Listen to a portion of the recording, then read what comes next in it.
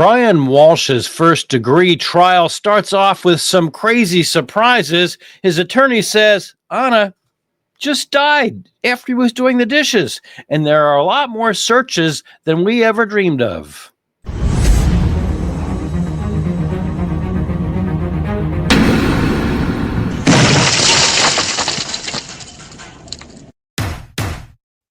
You lost. And you know what you did. Brian Walshe's trial gets kicked off in the Norfolk County Superior Court in Dedham, where Karen Reed had been tried. Different courtroom, different judge. Let's take a look in this episode of About the Law. I'm attorney Andrew Myers. Joining me is Yoli Medina. Hey, Yoli, how are you? Hi, I'm fine. How are you? I'm good. So the trial gets started with opening statements, and it was just kind of shocking. Everybody I saw commenting on what Larry Tipton, his attorney, said, that Anna Walshe just died. I don't know. What did you think of that? Strange. I'm trying to keep an open mind, but it just doesn't sound believable, but I'm trying to keep an open mind. Well, I'm going to tell you how open the minds are in the greater Boston area when I read some Facebook memes from one of the local TV stations. But let's take this in order. And we're going to start with Norfolk County Assistant District Attorney and Prosecutor Greg Connor and his opening statement, in which he said his evidence in prosecuting Brian Walshe will include a hacksaw, a hatchet, and some other items. Over the next few weeks, it'll be the honor of Ms. Cusick, Ms. Yaz, and myself to represent the Commonwealth. And in that time, we will prove the defendant guilty beyond a reasonable doubt of the premeditated murder of his wife, Anna Walshe. And we're going to do that by presenting evidence. And evidence will come to you, as Her Honor pointed out, in two different forms. One is kind of tangible. You'll see photos of the family home in Cohasset. Yeah, but guess what they won't have as evidence? Something that you almost always want to see in a murder trial, and that is an autopsy, a body, evidence like that. So he's kind of dancing around the fact they don't have that. At 516 Chief Justice Cushing Highway, you'll see videos from different stores. You'll see Anna Walshe's banking records. You will also see objects, like a Tyvek suit, like a hatchet, like a hacksaw. Now, in addition to those objects, you will hear from witnesses. Witnesses like Teresa Marchese and Hugh Dunleavy, who I just mentioned. You'll also hear from a group of witnesses that are Anna Walshe's friends and colleagues. They will tell you that Anna was 39 years old in January 2003. She was married to the defendant. She had 3 children. They'll tell you that she was a Serbian immigrant, that she came to this country and began working in the hospitality industry by working in hotels in Washington and Massachusetts. You know, they always tell us, Yoli, that in an opening argument, what we're supposed to do is summarize the evidence and tell the jury what we're going to see, give them an outline of the evidence, tell them what they can expect. And here, what this assistant district attorney is doing is trying to personalize Anna. She, has been a newspaper headline. People have seen her picture or, seen some other YouTube podcasters talk about. So what he's trying to do with the jury right now is personalize her. She's an immigrant from Serbia and all that kind of stuff. And she was an up-and-coming real estate manager.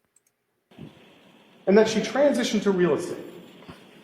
She got the opportunity to work for Jem Mutlu, who had his own real estate company. She actually wound up running that company for him.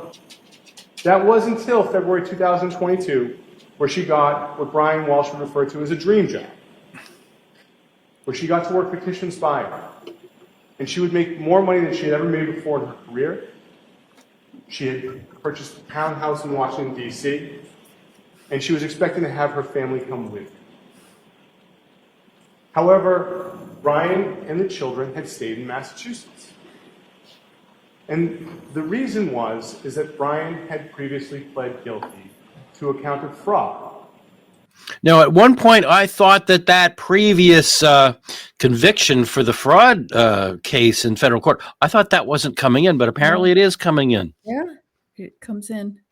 You can't mention stuff in an opening that you know is not going to come in. And if you do mention something in an opening and it doesn't come in, boy, the other side's going to hammer that out in the closing argument. The Commonwealth promised that they would show you X, and they never did. There are holes in this case.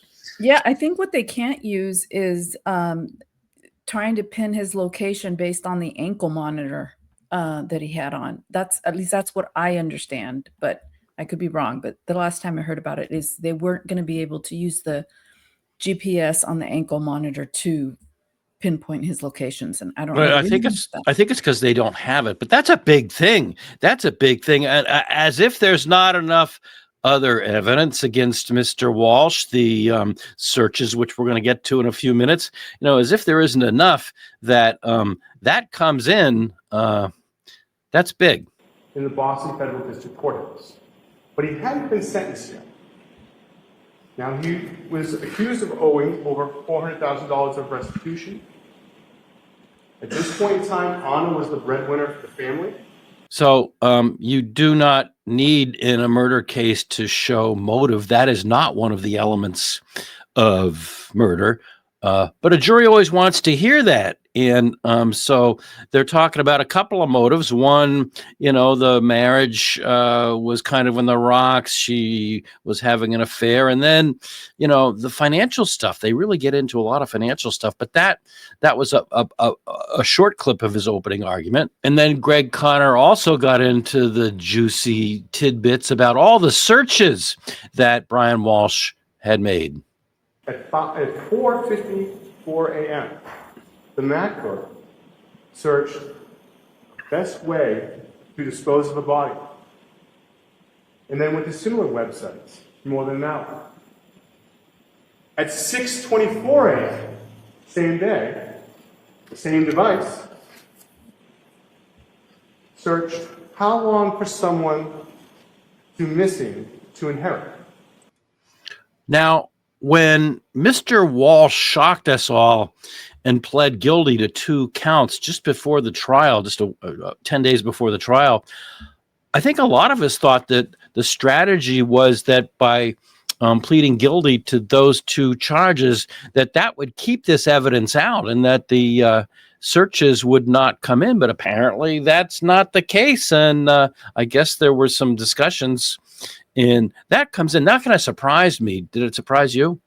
A little bit, but when you think about it, it's kind of circumstantial evidence. It's like, you don't have a video of him doing it, but you have him searching ways to dispose of a body.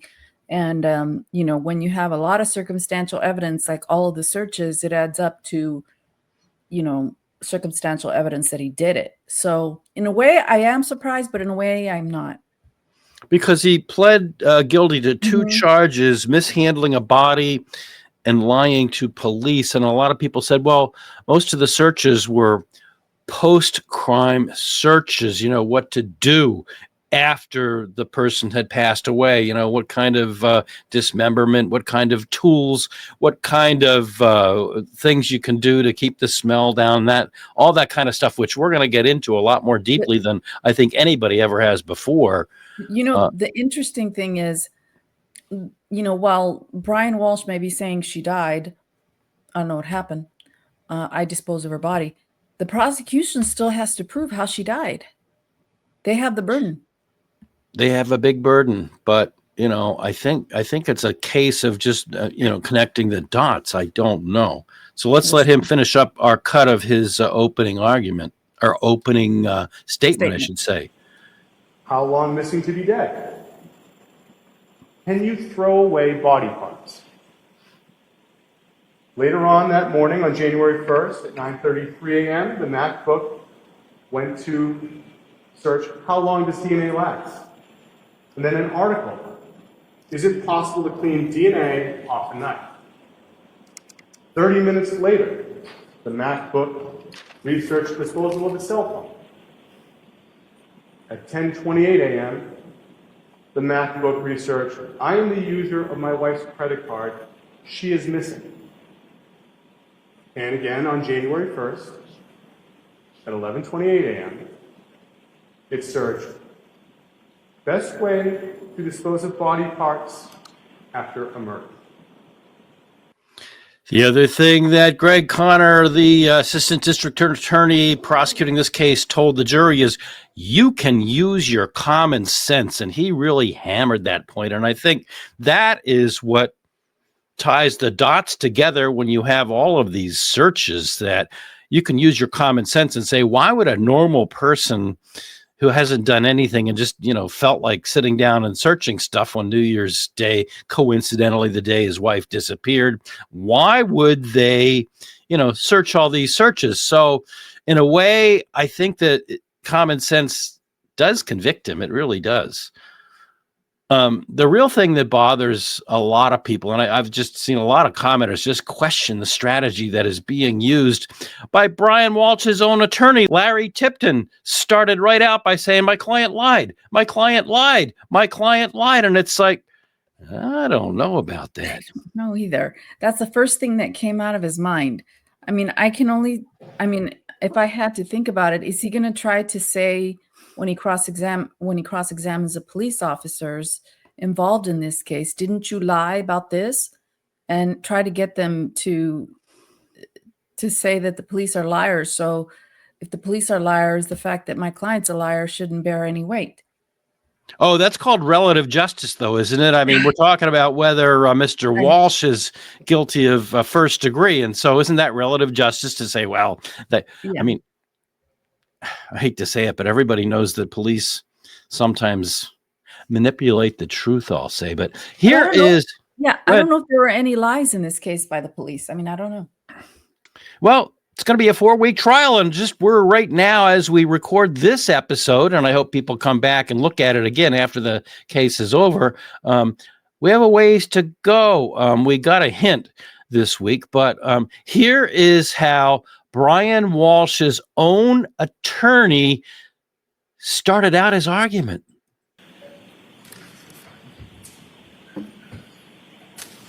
Brian Walshe lied to the police.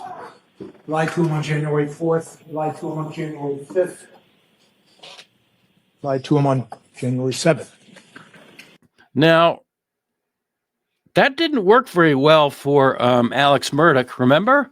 Alex Murdoch mistakenly took the stand and said, lad, a jury doesn't want to hear that. The judge had just, if you watched the very first day of the Brian Walshe trial, the judge, as judges do, said, your job, ladies and gentlemen of the jury, and there are 16 of them, is to assess the evidence. Your job is to weigh the evidence. Your job is to determine credibility. And so for Attorney Tipton to get up and the very first words out of his mouth is that Brian Walshe lied, I can't see this going well for him. I really can't. Brian Walshe went to Lowe's and bought tools. Brian Walshe went to Home Depot and bought tools. Brian Walshe, beginning about 4:54 a.m., began a frantic and tragic search that you will hear about. You'll hear the evidence of that. You will hear evidence that those searches evolved from how best to dispose of body to even darker subject matter. We learn in trial skills and by doing this that, there are different ways. There are different ways to approach a jury. And for him to be walking around like this, we had to boost the sound because it was hard to really hear him when he walked far away. They could put a lavalier microphone on him that's wireless, but he was walking around. And at one point later, the judge asked him to stay a little bit closer to the microphone. And then on day 2 of the trial, Attorney Tipton actually walked over to the podium and put his hands on both sides and said, I think I'll stay here for a little while. I think he knows he's going to lose the case, and he wants to mark the record and make sure that the record is very clear. That's Yeah. my take on it. Tell me if I'm wrong down there, but I think unless you have good either lavalier microphones that are wireless, or sometimes they hang microphones, so there's a pool that picks up the sound, but they don't have that in this courthouse. So and I also don't know as a tactic to just kind of walk around with your hands in your pocket. I mean, I don't know. You try cases. Yeah, that's interesting. And the whole primacy and recency thing, the first thing he said, he lied on this day, he lied on that day. That's a primacy thing. That's going to stick in their heads. And it's not going to, it doesn't give a good impression. Like already you're saying the guy, and then his federal charge where he was going to be sentenced, it just sounds shady.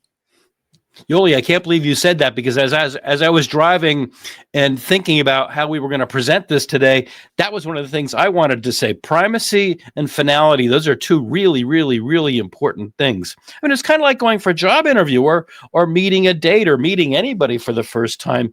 The way you present yourself in the beginning is a first impression, and those first impressions are really difficult to erase and change. And so I agree, and you stole my thought, but that that just shows that two trial attorneys who live 3,000 miles away are going to agree on what's important: primacy, primacy, primacy. And I agree with you 100% that for him to start out by saying, my client lied, I don't know.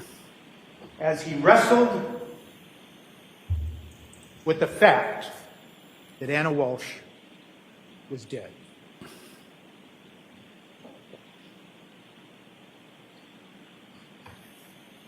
That evidence that you will hear will be hard to understand. Yep. But it is true. And crossing his arms is not a good body language either. He went upstairs to the bedroom. About an hour later, you will hear evidence that Mr. Walshe got up, went back down the stairs to clean the kitchen. You'll see evidence that he looked at his email. You'll hear evidence that he then returned to the bedroom, intending nothing more than to crawl into bed with Anna Walshe, the woman he loved. When he entered the bedroom and began to get into the bed, he sensed something was wrong. You will hear evidence that it made no sense to him. But he nudged Anna, his wife. She didn't respond. He nudged her again, a little harder. She didn't respond. He nudged her now in a frantic and panic reaction to where she actually rolled off the bed. You'll hear evidence that now he is panicking and he doesn't understand what has happened and what is happening. It didn't make any sense to him. It didn't make sense that somebody that he had just been with and enjoyed New Year's Eve into New Year's Day would suddenly be dead. You will hear evidence in this case of sudden, unexplained death. You will hear evidence that it is rare. You will hear evidence that it happens in young people and old people. You will hear evidence it happens in male and female. You will hear evidence it happens during the day and during the night, that it happens to trained athletes. You will hear evidence that it can be the result of both mechanical and or electrical problems within the body. You will hear evidence that it might be cardiovascular, pulmonary, neurological, or other reasons. You will hear evidence that it occurs in people who have never manifested a symptom that something might be wrong. And in fact, you will hear evidence that sometimes the first manifestation that something is or was wrong with someone is the sudden, unexplained. Boy, oh boy, oh boy. I don't know about that. Do you? I mean, call 911. If you, Well, that's where I think Greg Connor's suggestion that people use their common sense come into it. First of all, I think sudden unexplained death is going to be a tough row to hoe. But even if, and you suspend all common sense, how the hell is he going to get sudden unexplained death as a medical phenomenon into evidence? How you'd need an expert, I would think. No, I know you're going to need and how are you going to get an expert in without some kind of a foundation, without establishing relevance? I mean, you can't just pull experts down out of the sky and say, pontificate, tell us. I mean, so I question that. I highly question. And I wonder if he's going to take the stand, because his attorney keeps saying it didn't make sense to him. You're going to hear evidence that it didn't make sense to him. Well, I've already referred to the Alex Murdoch trial once. That was a mistake to go on the stand, to disregard his attorneys, who I'm sure said, Alex, this is a mistake, and go on the stand, was one of the biggest mistakes of that trial. And that will be a big, huge mistake if Mr. Walshe goes on the stand, because think of all the things that the prosecution can ask him. I mean, do you really think he would have the hubris to go on the stand? I don't know, but how are they going to prove that, or how are they going to introduce evidence that it didn't make sense to him? Wow. I mean, they had a New Year's Eve guest, just one of them, and he can only say so much. I mean, I can only pontificate and speculate that the guest that they had that night, who went home, about 12:30, 1 o'clock, he would probably say, well, I did see that Anna didn't look that well, and I did see she was coughing. I mean, I can only guess that that's the kind of testimony, but still, even if Brian Walshe went on the stand and said what Larry Tipton just said about this sudden unexplained death, don't you still need a medical person to explain what that is? I mean, you can't just pull things out of your ear. Yeah, and this medical expert, what is he going to rely on? The testimony of the friend that was there, that she looks sick? If the friend is going to say that? I mean, I don't understand the foundation for a medical expert to testify if there is no body, there is no examination of the body, there is no, I mean, all of that is conjecture that, people have electrical issues. They die from, the first sign that something's wrong with them is sudden death. And how do they get that in? It's very strange. And we're going to see what happens. I mean, how he does that, if he is able to. Well, one of the witnesses who we're going to talk about coming up really quickly, Nicolas Guarino, the state trooper, who's the electronics expert, supposedly. He went into deep detail on things I think every juror knows. What is YouTube? What is a search engine? What is a search? What is Google? And he went into what is a device? What is an electronic device? And he went into excruciating detail explaining all of those things before they introduced the searches, talking about basic things. I think, most 10-year-olds know that stuff. Every fifth grader knows what a search is, but they went into extensive detail establishing all of the electronic, background for searches. So I think you're right. I think, they would need to explain what is this sudden unexplained death. What I think we've all heard of, although we don't understand it, sudden infant death syndrome. We've sadly heard about that. Correct me if I'm wrong, I don't think as many people have heard about sudden unexplained death. And so you would need an expert to come in. And as you just pointed out, you do medical malpractice, and you have to establish a foundation way before you get your expert on the stand, don't you? Oh, yeah. And it's possible they might have Anna's medical records that an expert can look at and say, based on these medical records, she was headed for, some cardiac event. I have no idea. But that would be something that maybe an expert could rely on if they have her medical records and they notice something. But aside from that, I don't know how you get medical testimony in there. Well, Massachusetts has a unique statute that allows an exception to the hearsay rule to get medical records in. It's Mass General Laws, Chapter 79G. And if you go through a procedure, sending it out in advance, certified mail, sending it to the court, following the procedure, you can get medical records in as an exception to the hearsay rule. But that does not, do an end run around foundation and relevancy and all that. So I don't know how you'd get our medical records in. Well, it's a statement of her health. So, if she's reporting symptoms, it's presumed to be true. I don't know. If I were the prosecution, I'd be objecting left and right to the introduction of medical records.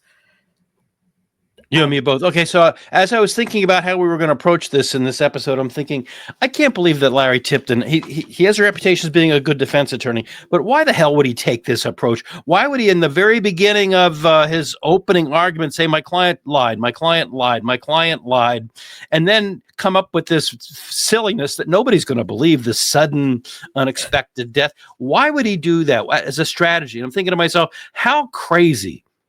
But then I'm thinking to myself, okay, Attorney Myers, how would you approach this case? What would your strategy be? How would you defend Brian Walshe, knowing what we think we know about this from all the documents in the pre-trial? So I'm going to ask our fine viewers down below, if you were the defense attorney for Brian Walshe, what would your strategy be? What would you do? How would you handle all of this? I'm just thinking, let's ask our viewers how they would defend this, because I just, my initial response was just to lambaste the attorney for this strategy, but he has a good reputation. And I'm thinking, how the hell would I defend this guy? I mean, I don't know. I'll tell you how I would do it. Yeah. This is just how I would do it. Yeah. I would just say what you're not going to see in this trial, you're not going to see any videotape of the defendant unaliving his wife. You're not going to see any, try to disprove all of the elements, of the case but what you are going to see are things that show that he was upset. He was looking for ways to dispose of the body because he was upset. I don't know. I have no idea that part of it. I mean, I would start with what you're not going to see in the trial. And then I would, from there, I don't know. From there, I don't know what I would do. But I think something, I don't know. I don't know what I would do either. I don't know what I would do. I mean, there is a theory, and I'm sure you know it and you've used it many times. We didn't even talk about it, but there is a theory that when you have damaging evidence, when there's something really damaging and really hurts your client and could make things go south quickly, you take the sting out of it by presenting it yourself. You present that yourself and do everything you can to marginalize it, minimize it. And I'm certain that must be what Mr. Walsh's attorney is looking at and tried to do. He could have been softer about it. He could have said, my client was untruthful with the police. He, instead of lied, like, you know what I mean? It's like he did not tell the police the truth. Something softer than he lied. Yeah. He lied. Yeah. Oh, I agree. This jury, and I heard someone. I was watching one of the big channels that has a running chat, and they go so fast you can't even read it. But someone had a source in the courtroom and talked to them during a break, and they said the jury had already checked out. That jury just looked like I'm not going to say they made up their mind, but that was the word that was used. They checked out. They weren't, you can tell when people are really paying attention to you, like we are to each other, I think, at this moment. You can tell when somebody's paying attention to you. But when you're with somebody that's kind of zoning, their mind is on their vacation or what they did last weekend, you can tell. And that's apparently how the jury looked. And I don't think it fares well. I mean, I don't think this jury is with this defense one bit. But now the big thing that we've heard so much about, and we heard about right away after the crime on January 1st of 2023, was these searches. Well, so the assistant district attorney brings in Nick Guarino, who we can talk about in a minute. But he, it was a little bit laborious. They had to go through the page and the document and the date. But Nick Guarino, at great length, went into all the searches that we've heard and more. I went ahead and edited out all the technical stuff. It's document number this, it's page number that, and blah, blah, blah, blah. So I edited all that out. And these are most of the searches. Can you tell me what the title is? Cleaning up a dead body / wired. How to clean blood from a wood floor. Google. I forgot to introduce, this is attorney Tracy Cusick. She is an assistant district attorney in Norfolk County questioning Nick Guarino. Google search. Can I use bleach to clean my wood floors from blood stains / Google search? What does bleach do to dead bodies? Google search. Want to get away with murder? ? Use special detergent / Discover magazine. Is it better to throw away crime scene clothes or wash them? Google search. How to use hydrogen peroxide on bloodstains? Google search. How to clean bloodstains with hydrogen peroxide / YouTube. Should I use hydrogen peroxide 8 on bloodstains in concrete? Google search. Can the FBI tell when you accessed your phone? Google search. Does the dishwasher clean blood? Google search. Is it possible that a knife which had blood on it remains contaminated with HIV after it has been washed with hot water and dishwasher soap / Quora? How to remove a SIM card from an iPhone? Yahoo search. How to remove a hard drive from an Apple laptop / Yahoo search results. TJ Maxx near me, Norwell / Yahoo search results. How long do stores keep security footage / Google search. How to saw a body? Google search. How to dismember a body? Google search. Hacksaw, the best tool for dismembering a body? Google search. Details of dismemberment discussed in murder trial / Wayne 15. Can you be charged with murder without a body? Google search. Murder conviction without a body / Wikipedia. No corpse? ? No problem. Notable murder convictions without a body / A&E True Crime. Can you identify a body with broken teeth? Google search. Disposing of a body in the trash? Google search. Can I mix white vinegar to stop smells? Google search. Can baking soda make a dead body smell good? / Google search. Cleaning up blood without leaving a trace / 5 tips aftermath services. Do you know what I'm thinking of here? I'm thinking of one of the elements of first degree is premeditation, malice aforethought. So if he is so crazed, if he is so upset, if he is so emotional that he's doing all of these searches afterwards, maybe Tipton can turn it around and say, see, there was no premeditation. He had no intent of doing this. But when he found her rolling out of bed, he was so upset that so I don't know. Am I crazy to even suggest that? Well, but how do they know what time she died? Well, all we have is that she was last seen when their friend left at 12:30, 1 o'clock approximately. I'm not 100% certain of the time. And then she was never seen again. So it's a good point. We don't know. Footprints easy to wash away? Google search. How long for a dismembered body to decompose? Yahoo search results. Body found at trash station. Yahoo search results. Can a body decompose in a plastic bag? Yahoo search results. Can police get your search history without your computer? Google search. Does a cell phone track your historical location? Yahoo search results. Patrick Kearney, Wikipedia. In the course of your investigation, did you do anything to determine who Patrick Kearney was? Yes, I did. And what did you do to determine who Patrick Kearney was? I went to the Wikipedia site that the user of the laptop went to. And what did you learn? That Patrick Kearney was called the trash bag killer. Now that was interesting. Patrick Kearney apparently is a fellow that was known as the trash bag killer. And that had been brought up before a break, and there was a motion to strike, and that's stricken. And so that was taken out. that was taken out, but then there was a break, and apparently that was discussed. And so after the break, that last little colloquy or soliloquy that we just saw came up, and you heard the objection, and it was overruled. So apparently that was all pre-planned. That I think that is one of the more sensational searches of all the others that Mr. Walshe knew enough to ask about Patrick Kearney, and apparently knew that he was the trash bag killer. I've never heard of that guy. Maybe some of our audience has, but I mean, I've heard of him. Wow. So why would he be looking at? And so again, like I said, that was not going to come in. There was a motion to strike, but now it's in over the objection of Brian Walshe's attorney. That's in. So interesting how that was like of all the searches, that one got in. So Well, I could see why, because it's a serial. He's a killer. He's a known, well, to some circles, he's a known serial killer that uses trash bags, or a known killer that uses trash bags. And you don't want to associate that killer with him.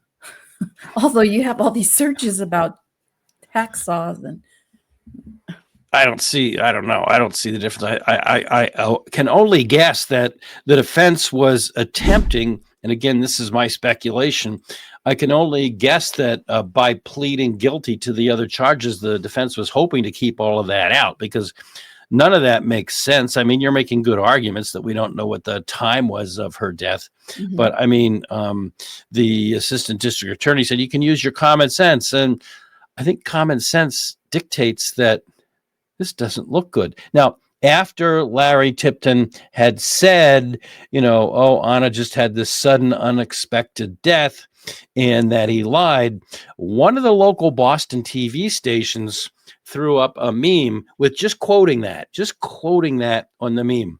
Oh my gosh, there was a firestorm all afternoon after that TV station posted that, and not a single person bought it. I don't want to get a copyright strike by putting it up on our screen, but people were saying like, yeah, right. Yeah, if you believe that, I'll sell you a bridge tomorrow. Yeah, are you serious? Do you think anybody bought that? And it was just a whole string of commenters on Facebook. I'm not going to say they're all in Boston. The TV station's in Boston, but I mean, not a single person. I would say 50 or 60 people just lambasted the fact that comment had been made. So yeah, and he wasn't doing any searches on like sudden death or anything like that. I mean, he was more concerned about disposing the body.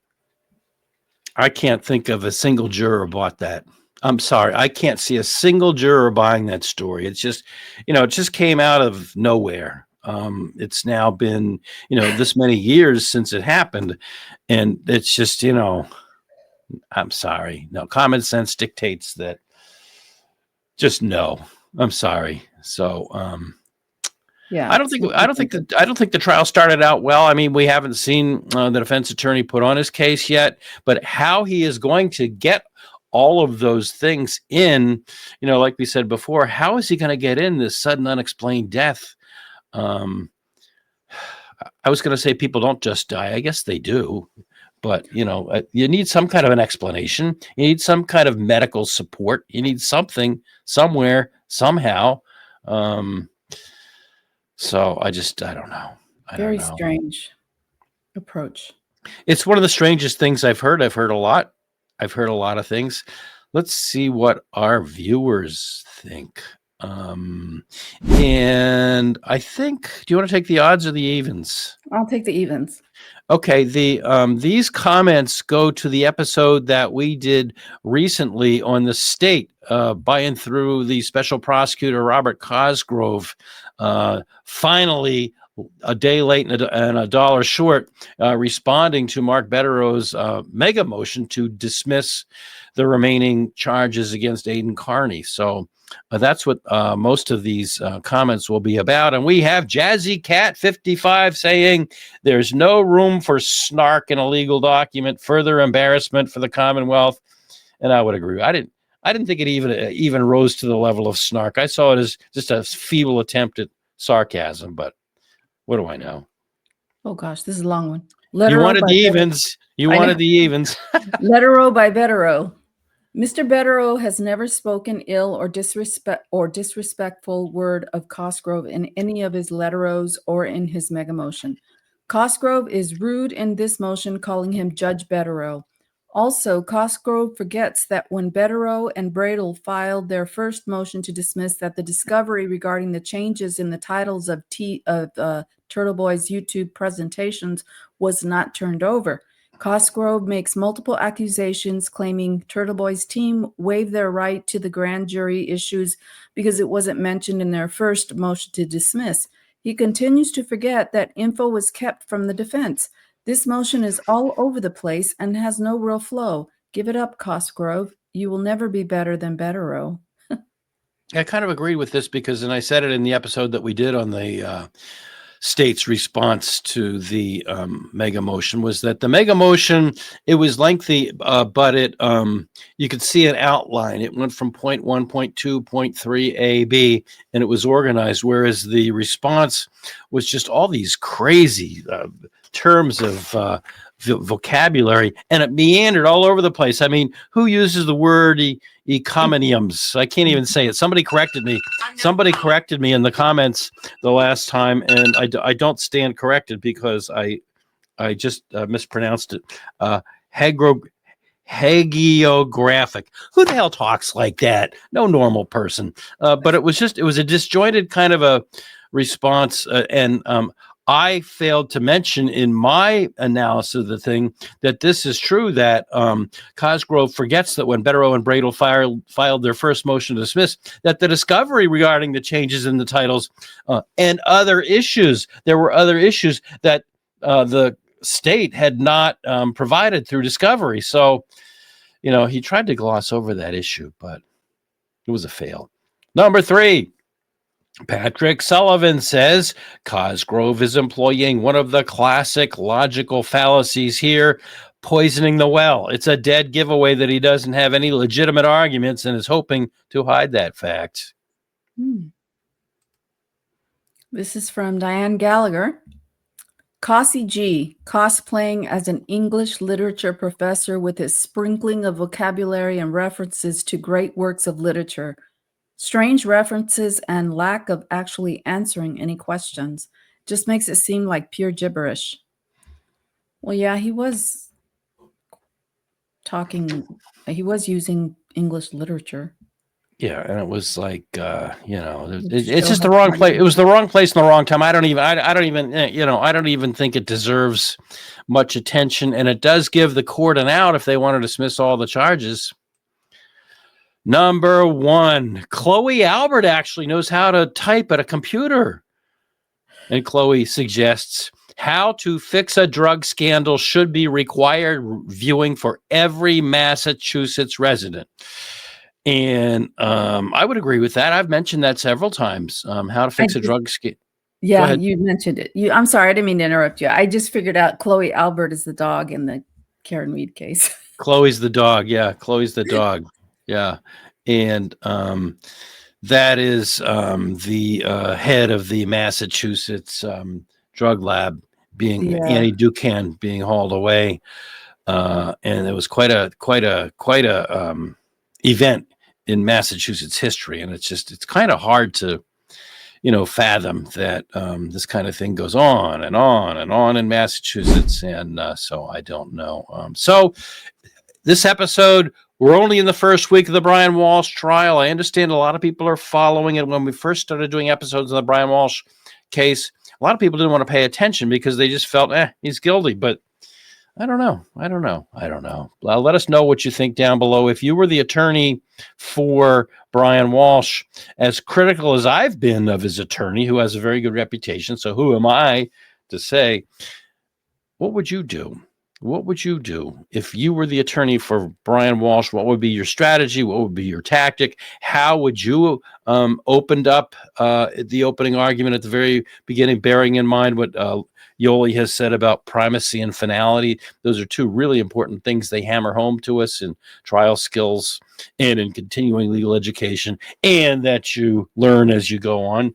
So before we're too critical of the attorney, which I've been, Tell us what you would do. Tell us how you would have defended the thing. And yes, I know a lot of people. I know because I talk to people. Well, I wouldn't have taken that case. How can you defend? One of our comments was, how can defense attorneys sleep at night? Well, the Constitution of the United States and the Declaration of Rights in Massachusetts require that every defendant is entitled to a fair trial and also to counsel. And if you can't afford counsel, counsel will be assigned for you. So if you are assigned this case, what do? What is your strategy? How are you better than the guy that was assigned to take this case? Yeah. Yoli, what? Go ahead. Oh, go ahead. You were going to say what? I was going to say, what are your final thoughts? Well, just talking about every defendant deserves a defense and every defendant is, presumed innocent. I can still have an open mind. I mean, I know that Mr. Tipton is a good lawyer and I saw some of his questioning and I kind of see that there might be something to this. I just don't know yet what it is. So far, it just seems kind of strange. Like, I don't understand why he would start out with, he lied. But maybe he's going to tie it all together and it's going to make sense. But if the jury's already tuned out, then he's lost them. Yeah, I don't know. My final thought is that I don't think things look good for Mr. Walshe, largely because, what I heard, and I don't know, I wasn't in the room. Of course, I wasn't in the room, but, to hear that the jury kind of tuned out, wasn't paying attention. And the primacy thing, I mean, what is he going to do for his closing argument? How in the hell is he going to get any evidence in about this sudden, unexplained death?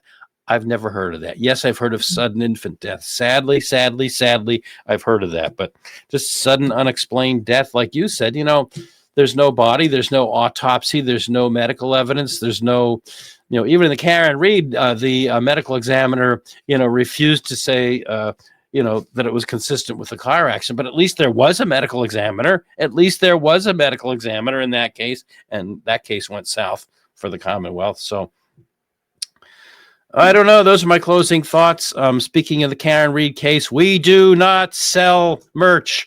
And all due respect to people that do, that's fine. We do not ask you to pay for super chats. We don't ask you for money. But we do say, please subscribe. You pay for a subscription? I do not. Ask it differently. I'm going to allow that. Well, you know now because you follow. You pay for a subscription? I do not. Did you get one for free? Yes. I was not paying to any social media. All right, Mr. Brennan. Sorry, I have just a few more questions. It's denied. I was not paying to any social media. Okay.